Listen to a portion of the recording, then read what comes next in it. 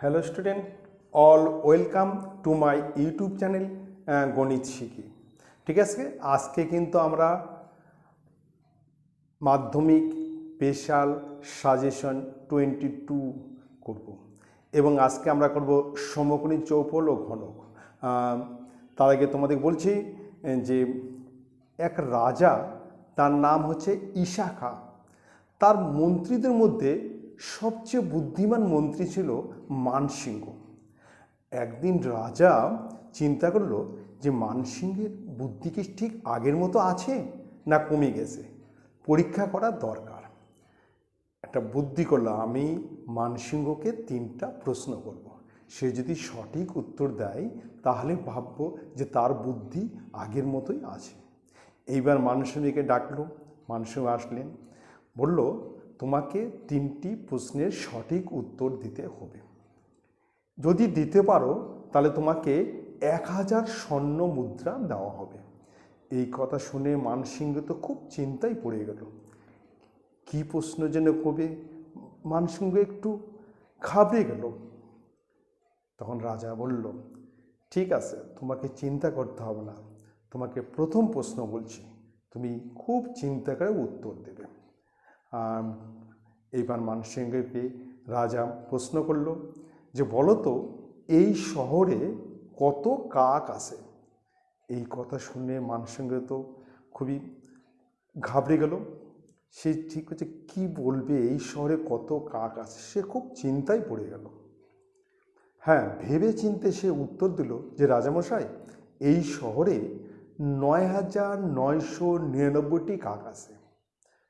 যদি কম হয়, গণনা করে দেখা যায় যে এর চেয়ে কম আছে, তাহলে ভাববে যে কিছু কাক তার আত্মীয় বাড়িতে বেড়াতে গেছে। আর যদি দেখো যে 9999 বেশি হয় কাক, তাহলে ভাববে যে বাহির থেকে কিছু কাক এই শহরে ঘুরতে বেড়াতে এসেছে। এই উত্তর শুনে রাজা খুব সন্তুষ্ট হলো, বলল ঠিক আছে, তোমার উত্তর ঠিক হয়েছে। এরপর আমরা নেক্সট দিন পরের প্রশ্ন শুনব।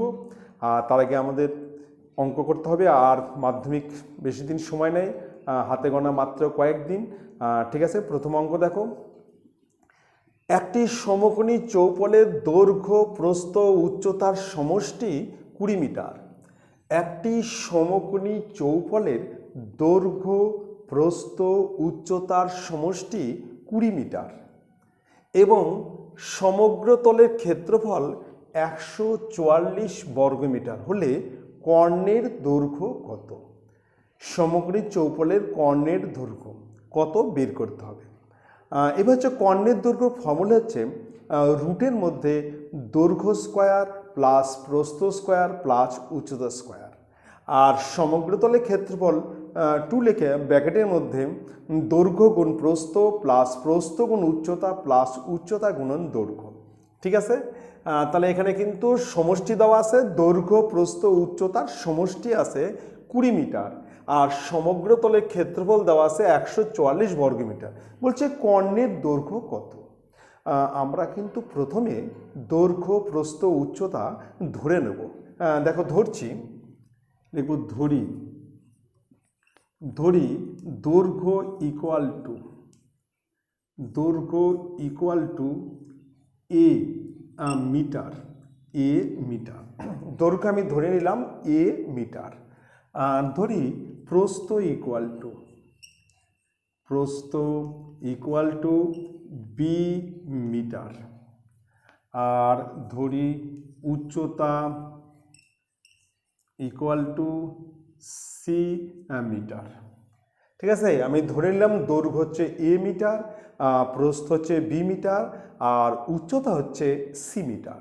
এখানে বলছে দৈর্ঘ্য প্রস্থ উচ্চতার সমষ্টি। দৈর্ঘ্য প্রস্থ উচ্চতার সমষ্টি এখানে দেওয়া আছে, দৈর্ঘ্য প্রস্থ উচ্চতার সমষ্টি 20 মিটার। তার মানে শর্তানুসারে A plus B plus C equal to 20। আমরা লিখতে পারি যে শর্তানুসারে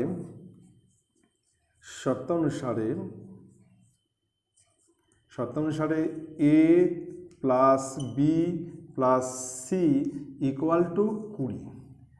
ঠিক আছে, আর দেওয়া আছে সমগ্রতলের ক্ষেত্রফল। সমগ্রতলের ক্ষেত্রফল ফর্মুলা হচ্ছে 2 লিখে ব্র্যাকেটের মধ্যে দৈর্ঘ্য গুণন প্রস্থ প্লাস প্রস্থ গুণন উচ্চতা প্লাস উচ্চতা গুণন দৈর্ঘ্য। আমি লিখছি দেখুন, সমগ্রতলের ক্ষেত্রফল,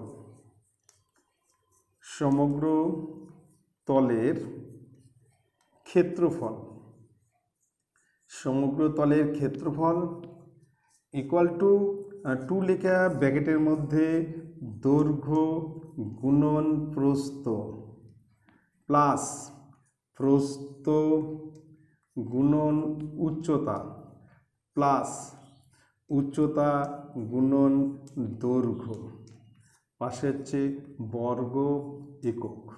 এটা হচ্ছে সমগ্রতলের ক্ষেত্রফলের ফর্মুলা। 2 লিখে ব্র্যাকেটের মধ্যে দৈর্ঘ্য গুণন প্রস্থ প্লাস প্রস্থ গুণন উচ্চতা প্লাস উচ্চতা গুণন দৈর্ঘ্য বর্গ একক। তার মানে সমান হচ্ছে 2 লিখে ব্র্যাকেটের মধ্যে এ গুণন বি প্লাস বি গুণন সি প্লাস সি গুণন এ, এখানে হচ্ছে বর্গ মিটার।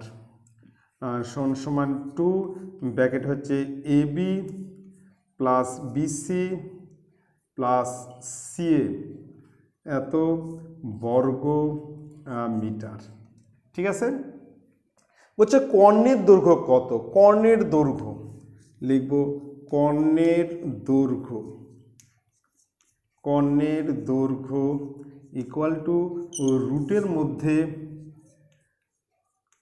দৈর্ঘ্য তার হোল স্কয়ার প্রস্থ তার হোল স্কয়ার প্লাস উচ্চতা তার হোল স্কয়ার, পাশে হচ্ছে একক। এটা হচ্ছে কর্ণের দৈর্ঘ্যের ফর্মুলা। সমান রুটের মধ্যে A square plus B square plus C square এত মিটার। কমপ্লিট। এটা আমাকে বের করতে হবে, মানে কর্ণের দৈর্ঘ্য কত সেটা আমাকে বের করতে হবে।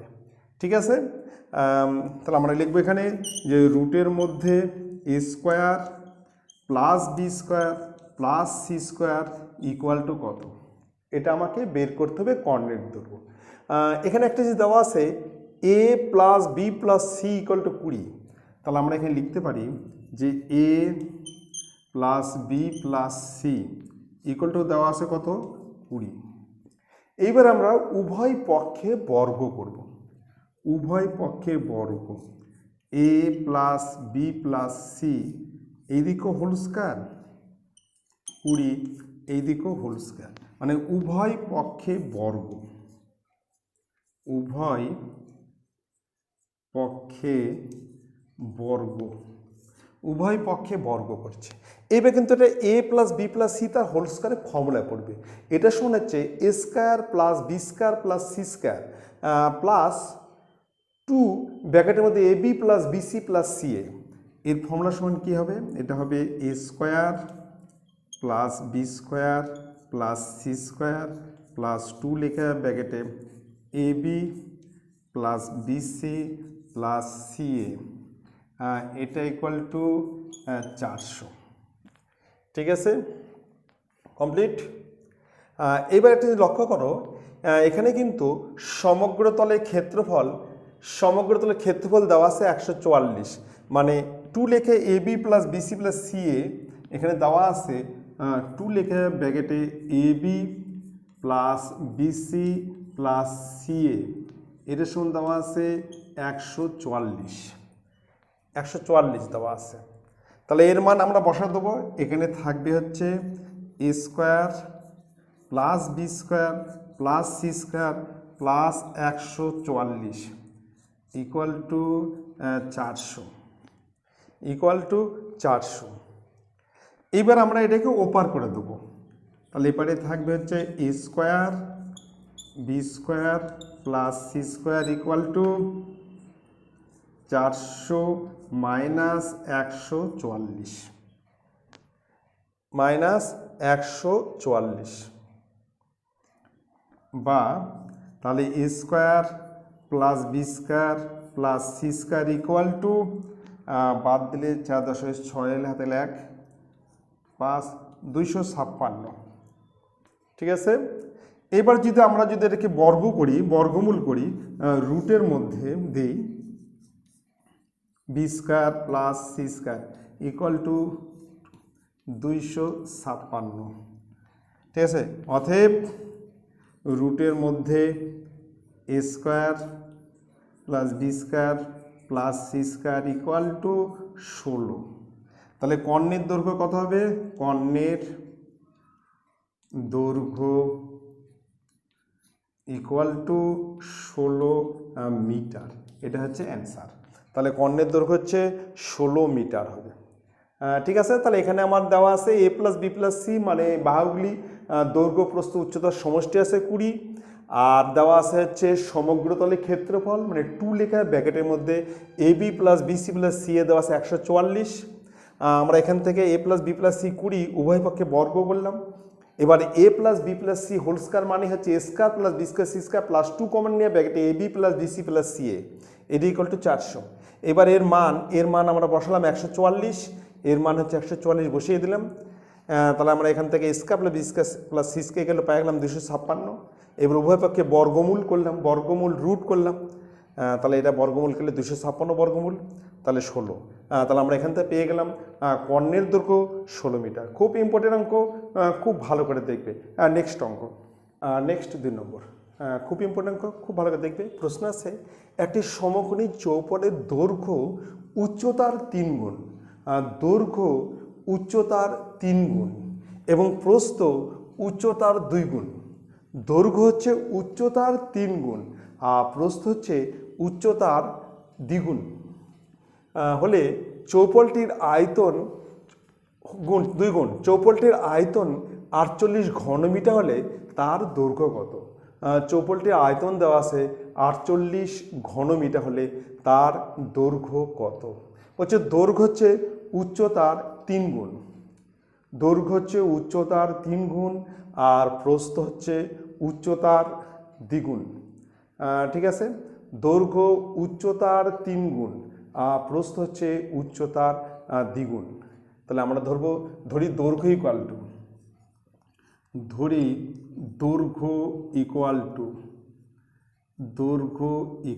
Two x metre.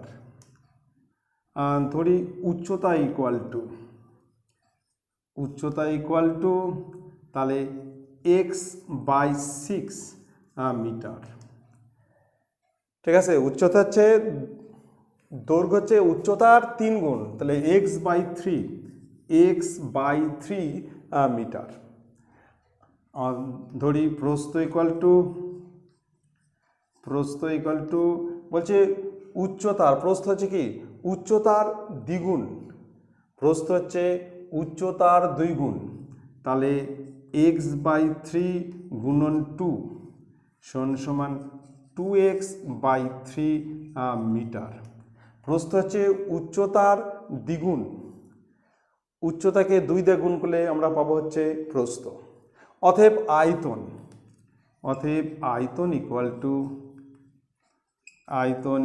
টু তাহলে দৈর্ঘ্য গুণন প্রস্থ গুণন উচ্চতা ঘন একক। আয়তনের ফর্মুলা হচ্ছে দৈর্ঘ্য গুণন প্রস্থ গুণন উচ্চতা ঘন একক। এবার দৈর্ঘ্য হচ্ছে x গুণন প্রস্থ হচ্ছে 2x/3 আর উচ্চতা হচ্ছে x/3 এত ঘন মিটার। তাহলে এখানে উপরে হচ্ছে 2x³ আর নিচে হচ্ছে 9 ঘন মিটার। ঠিক আছে। আমরা দৈর্ঘ্য ধরে নিলাম x মিটার আর তাহলে উচ্চতা হচ্ছে ওর 3 গুণ, দৈর্ঘ্য হচ্ছে উচ্চতার 3 গুণ, তাহলে উচ্চতার দৈর্ঘ্যকে 3 দিয়ে ভাগ করলে উচ্চতা হবে। ঠিক আছে। একে 3 দিয়ে গুণ করলে আবার দৈর্ঘ্য ফিরে আসবে। এবার প্রস্থ হচ্ছে উচ্চতার দ্বিগুণ, উচ্চতাকে 2 দিয়ে গুণ করলে প্রস্থ হবে মানে 2x/3 মিটার। এবার আয়তন বের করতে হবে, যেহেতু অঙ্কের মধ্যে আয়তন দেওয়া আছে, এখানে আয়তন দেওয়া আছে, আমাকেও আয়তন বার করতে হবে। আয়তন হচ্ছে দৈর্ঘ্য গুণন প্রস্থ গুণন উচ্চতা। দৈর্ঘ্য হচ্ছে x গুণন 2x/3 ইন্টু x/3 উচ্চতা, তাহলে হচ্ছে 2x³/9 ঘনমিটার। এবার শর্তাংশ এটা ইকুয়াল টু 48, এখানে লিখব শর্তানুসারে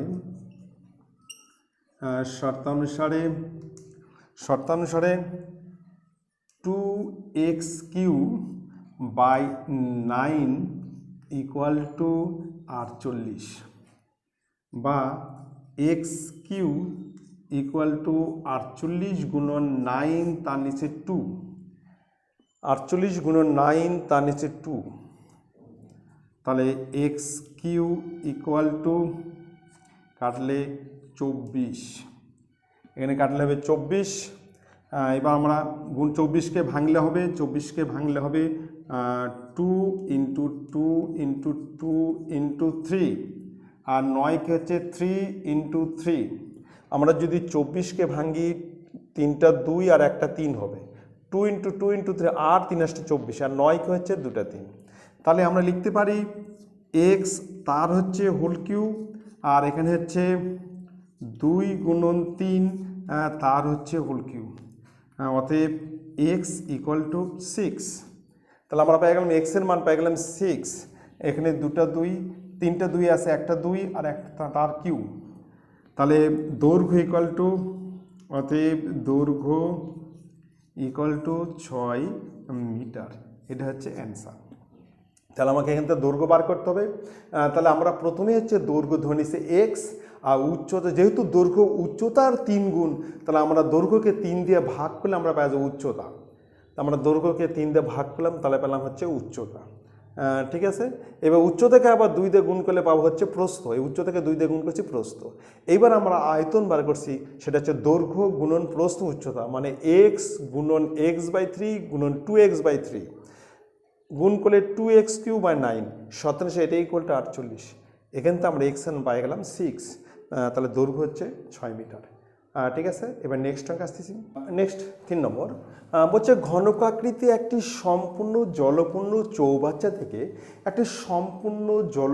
চৌবাচ্চা থেকে সমান মাপের 64 বালতি জল তুলে নিলে চৌবাচ্চাটির 1/3 অংশ জলপূর্ণ থাকে। চৌবাচ্চার 1/3 অংশ জলপূর্ণ থাকে। বলছে চৌবাচ্চার একটি ধারের দৈর্ঘ্য, মানে চৌবাচ্চার বাহুর দৈর্ঘ্য 1.2 মিটার হলে প্রতিটি বালতিতে কত লিটার জল ধরে? সমান মাপের যে 64 বালতি জল তোলা হয়েছে, তোলার পর চৌবাচ্চার 1/3 অংশ জলপূর্ণ আছে এবং চৌবাচ্চার প্রতিটি ধারের দৈর্ঘ্য হচ্ছে 1.2 মিটার। বলছে প্রতিটি বালতিতে কত লিটার জল ধরে। যখন আমাকে এই লিটারে করতে হবে, তাহলে আমরা কিন্তু একক ডেসিমিতে করব। হ্যাঁ, 1 ঘন ডেসিমি মানে 1 লিটার। আমরা কিন্তু ডেসিমি এককে অঙ্কটা করব। ঠিক আছে, আমরা ধরে নিচ্ছি চৌবাচ্চার বাহুর দৈর্ঘ্য, চৌবাচ্চার বাহুর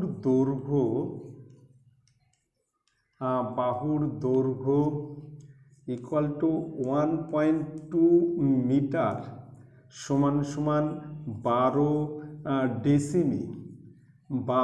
ডেসিমি। এবার আমরা চৌবাচ্চার আয়তন বার করব। চৌবাচ্চার আয়তন ইকুয়াল টু 12 তার হচ্ছে হোল কিউব সমান 1728 ঘন ডেসিমি। এত ডেসিমি, ঘন ডেসিমি। ঠিক আছে, তাহলে 1728 ঘন ডেসিমি, 12 হোল কিউব মানে 144কে 12 দিয়ে গুণ করলে 1728 ঘন ডেসিমি। তাহলে একটা চৌবাচ্চা সম্পূর্ণ, মনে করি একটা চৌবাচ্চা আছে, এইরকম একটা চৌবাচ্চা। এই চৌবাচ্চাটা টোটাল জলপূর্ণ আছে। ঠিক আছে, এর বাহুর দৈর্ঘ্য কত? বাহুর দৈর্ঘ্য হচ্ছে 12 ডেসিমি, সম্পূর্ণ জলপূর্ণ আছে।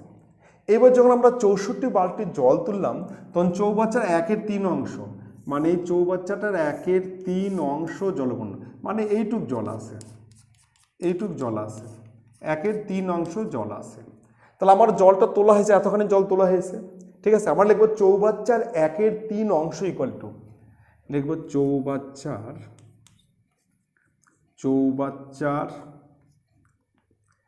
1/3 অংশ ইকুয়াল টু 1728 গুণন 1/3। 1728 গুণন 1/3 কাটলে হচ্ছে 3 × 5 = 15, 16, 17, 22, 3 × 7 = 21, তাহলে সমান সমান 576 ঘন ডেসিমি। তাহলে এখন এর মধ্যে কতখানি জল আছে? এর মধ্যে জল আছে হচ্ছে, এবার জল আছে 576 ঘন ডেসিমি। আর আগে জল ছিল কত? আগে জল ছিল হচ্ছে 1728 ঘন ডেসিমি। তাহলে প্রথমে জল ছিল, এর মধ্যে জল ছিল 1728 ঘন ডেসিমি। যখন 64 বালতির জল তোলা হলো তখন জল আসে 576 ঘন ডেসিমি। তো জলটা তোলা হয়েছে কত? তাহলে আমরা এই আয়তন থেকে এই আয়তনটা বিয়োগ করব। লিখব 64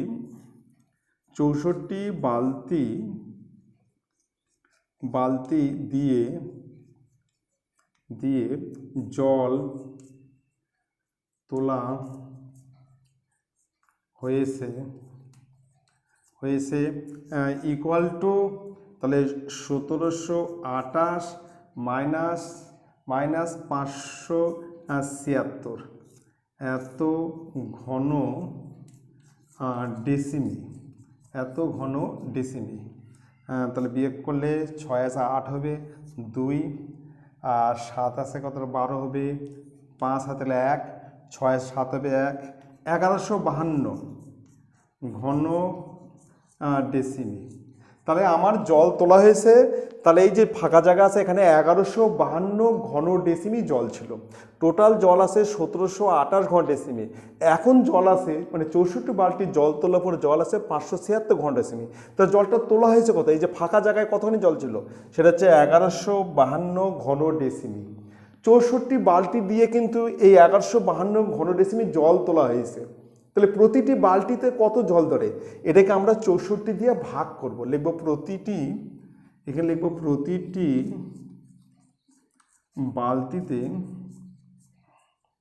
বালতিতে জল ধরে ইকুয়াল টু 1152, তার নিচে হচ্ছে 64, ঠিক আছে? এত ঘন ডেসিমি। এবার 8 দেখাচ্ছি, 8 × 8 = 64, 8, এটাকে 8 দিয়ে কাটলে 8 × 1 = 8, 9 × 10 = 11, 35, 4 × 8 = 32, আবার 4 × 8 = 32, আবার 8 দিয়ে কাটলে হচ্ছে 8 × 1 = 8, 8 × 8 = 64। তাহলে 18 ঘন ডেসিমি, এত ঘন ডেসিমি সমান সমান 18 লিটার, এত লিটার। এটা হচ্ছে অ্যান্সার। 1 ঘন ডেসিমি মানে 1 লিটার, তাহলে 18 ঘন ডেসিমি মানে হচ্ছে 18 লিটার। তাহলে প্রতিটি বালতিতে কত জল ধরে? 18 লিটার, ঠিক আছে? তাহলে খুব ইম্পর্টেন্ট। তাহলে আমরা প্রথমে আয়তন বের করব আর ডেসিমি এককে অঙ্কটা করব, যেহেতু লিটারে আয়তন চেয়েছে। 1 ঘন ডেসিমি মানে হচ্ছে 1 লিটার, তাহলে আয়তন হচ্ছে 1728 ঘন ডেসিমি, ঠিক আছে? এইবার যখন 64 বালতির জল তোলা হলো তখন চৌবাচ্চার 1/3 অংশ জলপূর্ণ আছে। 1/3 অংশ মানে 576 ঘন ডেসিমি জল আছে। এখানে জল আছে 576, ছিল 1728, তাহলে তোলা হয়েছে কত? আমি এই জল থেকে এটা বাদ দেবো, বাকিটা তোলা হয়েছে সেটা হচ্ছে 1152 ঘন ডেসিমি জল তোলা হয়েছে, এবং সেটা 64 বালতি দিয়ে তোলা হয়েছে। 1152কে আমরা 64 দিয়ে ভাগ করব, তাহলে আমরা পেয়ে যাব প্রতি বালতিতে কত লিটার জল ধরে, ঠিক আছে? এবার নেক্সট অঙ্ক আসছে 4 নম্বর। খুব ভালো করে দেখবে, আর তোমরা কিন্তু অবশ্যই পুরো ভিডিও দেখবে। ভালো লাগলে লাইক করবে, সাবস্ক্রাইব করবে, ঠিক আছে? দেখো 2.1 মিটার দীর্ঘ, 1.5 মিটার প্রশস্ত একটা আয়ত ঘনাকার চৌবাচ্চার অর্ধেক জলপূর্ণ আছে। আমি আবার বলছি, 2.1 মিটার দীর্ঘ, 1.5 মিটার প্রশস্ত একটি আয়ত ঘনাকার চৌবাচ্চার অর্ধেক জলপূর্ণ আছে। ওই চৌবাচ্চায় আরও 630 লিটার জল ঢাললে জলের গভীরতা কতটা বৃদ্ধি পাবে? একটা চৌবাচ্চা আছে, এরকম একটা চৌবাচ্চা, একটা চৌবাচ্চা, বলছে চৌবাচ্চা অর্ধেক এই পর্যন্ত জল আসে, এই জল আসে, এই চৌবাচ্চা এই পর্যন্ত জল আসে। এই চৌবাচ্চার দৈর্ঘ্য, এর দৈর্ঘ্য দেওয়া আছে, দৈর্ঘ্য সমান হচ্ছে 2.1 মিটার, 2.1 মিটার সমান সমান 21 ডেসিমি, 21 ডেসিমি। ঠিক আছে। প্রস্থ, প্রস্থ প্রস্থ দেওয়া আছে হচ্ছে 1.5 মিটার, 1.5 মিটার সমান সমান 15 ডেসিমি। ঠিক এরকম একটা চৌবাচ্চার অর্ধেক জলপূর্ণ আছে, অর্ধেক জল আছে। এই চৌবাচ্চার দৈর্ঘ্য হচ্ছে, এই চৌবাচ্চার দৈর্ঘ্য হচ্ছে 21 ডেসিমি আর প্রস্থ হচ্ছে 15 ডেসিমি।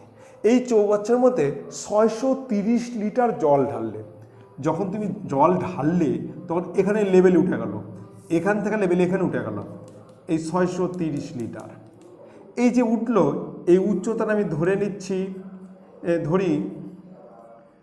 ধরি উচ্চতা, উচ্চতা ইকুয়াল টু, এটা হচ্ছে 8 ডেসিমি, 8 ডেসিমি। ঠিক আছে।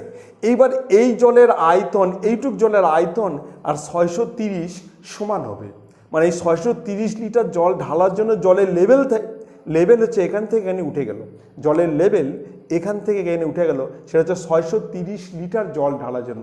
তাহলে এই জলের আয়তন ইকুয়াল টু কত হবে? 630। তাহলে আমরা লিখব, ধরি, এখানে লিখব যে ধরি জলের গভীরতা বৃদ্ধি পাবে ইকুয়াল টু 8 ডেসিমি। তাহলে আমরা ধরে নিলাম যে জলের গভীরতা কত বৃদ্ধি পাবে আগের থেকে? 8 ডেসিমি। এবার দৈর্ঘ্য ইকুয়াল টু 2.1 মিটার সমান সমান 21 ডেসিমি। এবার প্রস্থ ইকুয়াল টু 1.5 মিটার সমান 15 ডেসিমি। এবার লিখবো যে অপসারিত জলের আয়তন, মানে যে জলটা উঠলো তার আয়তন, সেটাকে বলা হচ্ছে অপসারিত জলের আয়তন। এবার লিখবো যে অতএব অপসারিত জলের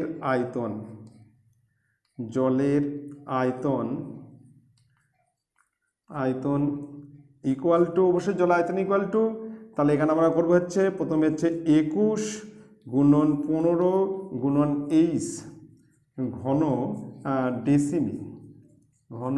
ডেসিমি, মানে দৈর্ঘ্য গুণন প্রস্থ গুণন উচ্চতা।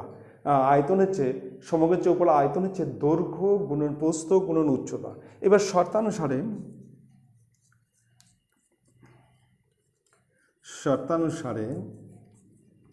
তাহলে এখানে হচ্ছে 21 গুণন 15 গুণন 8 ইকুয়াল টু 630।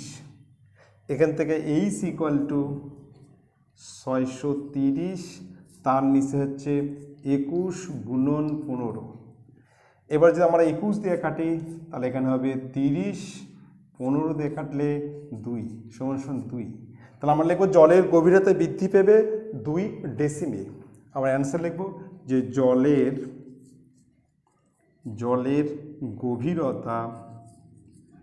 গভীরতা বৃদ্ধি পাবে ইকুয়াল টু 2 ডেসিমি, 2 ডেসিমি। এটা হচ্ছে অ্যান্সার। ঠিক আছে। তাহলে আমরা প্রথমে ধরে নেব যে জলের উচ্চতা কত বৃদ্ধি পাবে? 8 বৃদ্ধি পাবে। এই অপসারিত জলের আয়তন আর এই 630 লিটার, এই 630 লিটার এই দুটো কী হবে? সমান, মানে এই জলটা ঢালার জন্যই জলের লেভেলটা এখান থেকে এখানে উঠে গেছে, এতখানি উচ্চতা উঠে গেছে। এই জলের আয়তন মানেই হচ্ছে চৌবাচ্চার দৈর্ঘ্য প্রস্থ, আর উচ্চতা আমি 8 ধরছি, তাহলে দৈর্ঘ্য কোন প্রস্থ কোন উচ্চতা, সত্তর এটা ইকুয়াল টু 630। ঠিক আছে। এবার নেক্সট অঙ্কে যাচ্ছি। 5 নম্বর বলছে একটি ঘনকের প্রতিটি বাহুকে 50% কমানো হলো। আগে যা বাহুর দৈর্ঘ্য ছিল তার থেকে 50% কমানো হলো। বলছে মূল ঘনক এবং পরিবর্তিত ঘনকের আয়তনের অনুপাত কত হবে? ঠিক আছে, আমরা ধরি ঘনকের বাহুর দৈর্ঘ্য ইকুয়াল টু এক্স একক। ধরি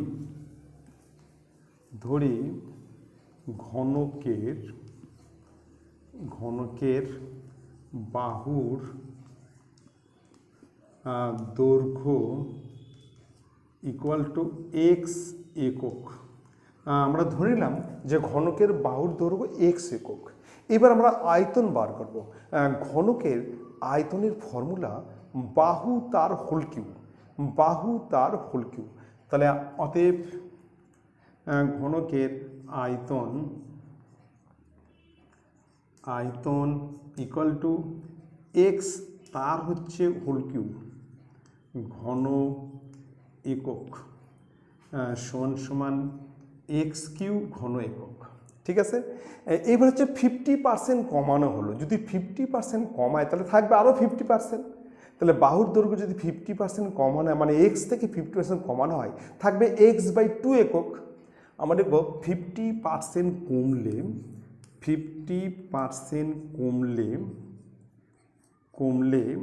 বাহুর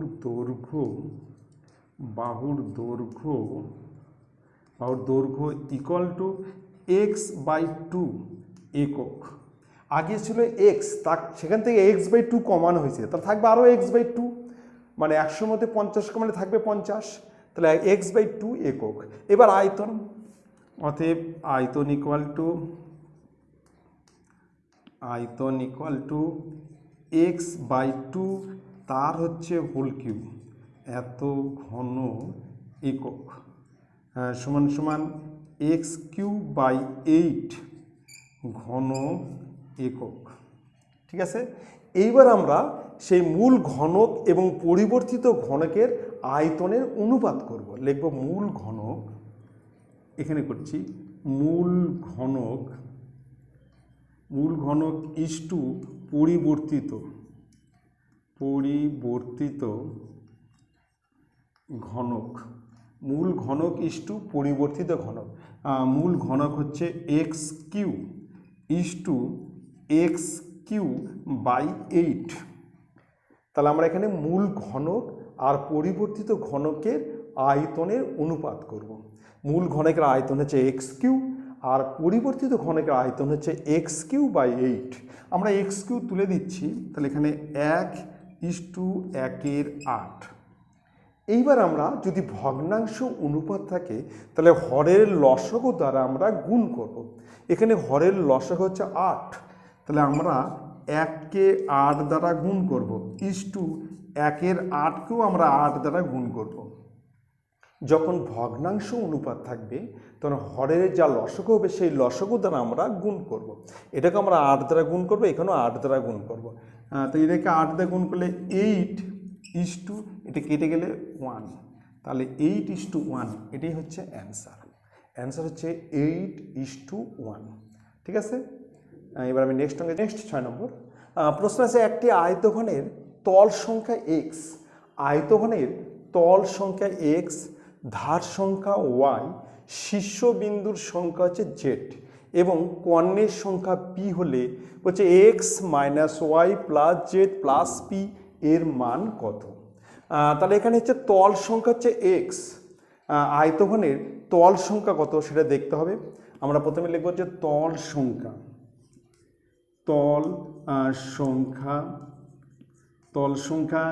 এটা হচ্ছে x ইকুয়াল টু, এবার আয়তঘনের তল কয়টা আছে দেখবে, আয়তঘনের তল আছে হচ্ছে, এখানে তল আছে হচ্ছে 1 2 3 4 5 6, এখানে 6টা তল আছে, তাই তল সংখ্যা হচ্ছে 6, তল সংখ্যা 6। এবার ধার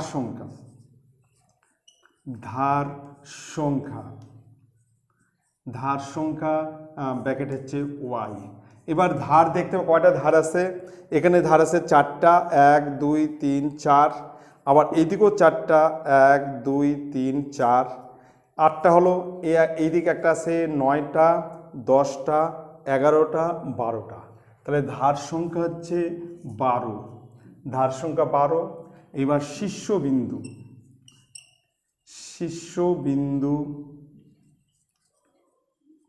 শীর্ষবিন্দু এটা হচ্ছে জেড, শীর্ষবিন্দু জেড ইকুয়াল টু, দেখো শীর্ষবিন্দু কয়টা আছে, 1 2 3 4 5 6 7 8, 1 2 3 4 5 6 7 8, শীর্ষবিন্দুর সংখ্যা হচ্ছে 8। আর আছে কর্ণের সংখ্যা,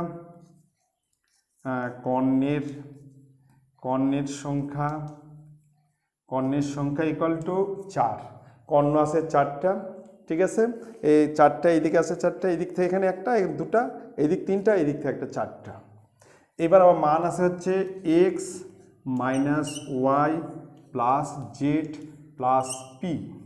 এখানে এক্সের মান হচ্ছে 6, ওয়াইয়ের মান হচ্ছে 12, জেডের মান হচ্ছে 8 প্লাস 4। তাহলে এখানে হচ্ছে 8 আর 4 12, 12 হচ্ছে 18, 18 মাইনাস 12, 8 আর 4 12, 12 6 18, তার থেকে 12, তাহলে হচ্ছে 6, অ্যান্সার হচ্ছে 6, এর মান হবে হচ্ছে 6। ঠিক আছে, তোমরা কিন্তু অবশ্যই পুরো ভিডিও দেখবে, ভালো লাগলে তোমরা কিন্তু অবশ্যই লাইক করবে, সাবস্ক্রাইব করবে, ঠিক আছে।